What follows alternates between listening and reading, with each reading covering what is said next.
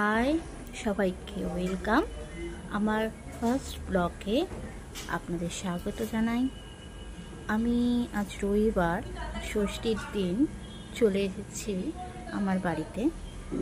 এই ভাত বসিয়েছে, ভাত হচ্ছে, পটলের চোকলা কেটে রেখেছে, পটলের চোকলা বাটা হবে, আর সাথে আরও কিছু আছে, এই যে মাছ, আরও মাছ হলে চুনো মাছ রান্না হবে, আপনাদের সাথে শেয়ার করব, দেখতে থাকুন। মাছ ভাজা বসিয়ে দিয়েছে, মাছ ভাজা হয়ে গেলেই মাছের ঝোল হয়ে যাবে। দিয়েছিলাম রুই মাছ ভাজা হচ্ছিল, তো রুই মাছ ভাজা কমপ্লিট, চুনো মাছও ভাজা এদিকে কমপ্লিট। এদিকে আলু ভাজা বসিয়ে দেওয়া হয়েছে মাছের ঝোলের জন্য। তো এখনো রান্না বাকি, তাড়াতাড়ি রান্না কমপ্লিট করে আমরা খেতে বসবো। যখন খেতে বসবো আপনাদের সাথে শেয়ার করব, সঙ্গে থাকুন। বাবা সকাল সকালই পুজো সেরে ফেলেছেন, অনেক ঠাকুর আছে দেখুন, কোনো কিছুতেই বাবা কমতি রাখেননি, মন ভরে ভগবানের সেবা দিয়েছেন। এই যে ভাত আমাদের রেডি, আগেই দেখিয়েছিলাম। আর এই হচ্ছে সেই যে দেখিয়েছিলাম পটলের চোকলা কাটা ছিল, সেই পটলের চোকলা বাটা। আর আমাদের এই চুনো মাছ, চুনো মাছটা আমি করেছি,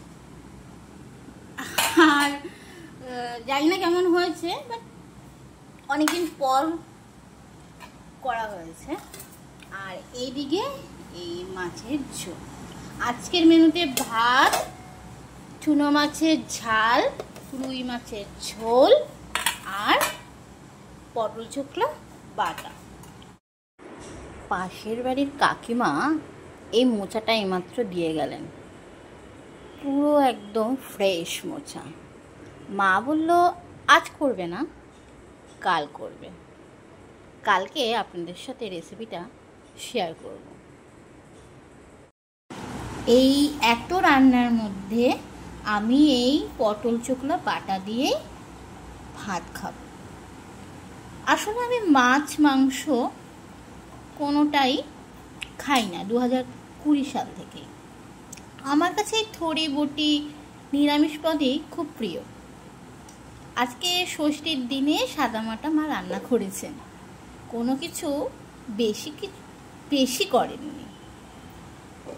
আসলে ষষ্ঠী আজকের দিন খুব সুন্দর একটা মুহূর্ত, কিন্তু আজকের দিনে আমাদের ষষ্ঠী পালন করা হয়নি, কারণ মা বাবা দুজনেই ষষ্ঠী পুজো সেভাবে দেয়নি, শুধু আম দিয়েই ভগবানের পুজো দিয়েছেন। ওদিকে জামাইবাবু আসেননি, সেটা হচ্ছে কারণ তার মা মারা গেছেন কাল ওষুধ, তাই জন্য জামাইবাবু দিদি কেউই আসেননি। তাছাড়া আমার কাকার ছেলেও গত হয়েছে, খুবই ছোট বয়স, আচমকাই ছেড়ে চলে গেল আমাদের ছেড়ে, তাই জন্য বাড়ির সকলের খুব মন খারাপ। তাই বাড়ির কেউই আজ ষষ্ঠী পুজো করেনি এবং ষষ্ঠী পালনও করেনি। যাই হোক, আজকের দিনটা আপনাদের সাথে শেয়ার করলাম, প্রথম আমার ব্লগ। কেমন লাগলো জানাবেন, ভুল দুটি হলে ক্ষমা করে দেবেন। খাওয়া শুরু করি, বেলা অনেক হলো।